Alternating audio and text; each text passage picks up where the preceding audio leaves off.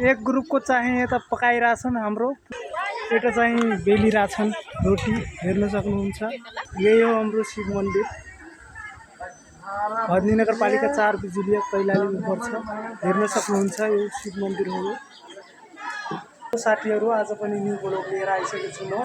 आज हाम्रो गाउँमा शिव मन्दिरमा कथा समाप्त भएर, त्यही भएर हाम्रो गाउँमा अहिले भण्डारा चलिरहेछ, हेर्न सक्नुहुन्छ। यता भण्डारा खाइरहेछन्।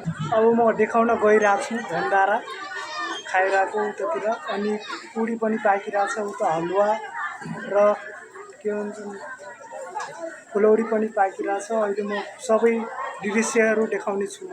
त यो मण्डप हो, कथा सुनाउने मण्डप। टप्री डोना बनिरहेछ यतातिर चाहिँ।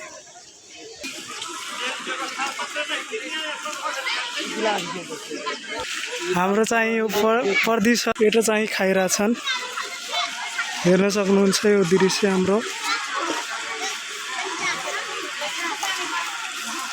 यता चाहिँ नलका हात धुने,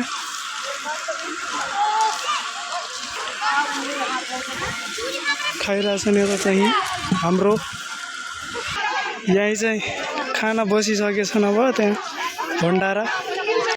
यता चाहिँ बेलिरहेछन् रोटी, हेर्न सक्नुहुन्छ। एक ग्रुप यता छन्, एक ग्रुपको चाहिँ यता पकाइरहेछन् हाम्रो। 4 जना छन्, यता पुरी पकाइरहेछन्। एक ग्रुपको चाहिँ यता पकाइरहेछन् पुरी, हेर्न सक्नुहुन्छ साथीहरू। खाइरहेछन्।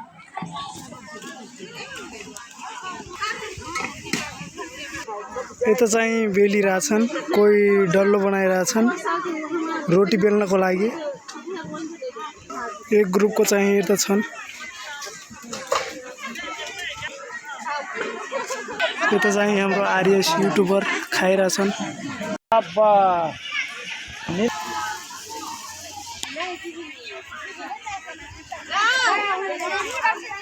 यता चाहिँ काम चालु छ।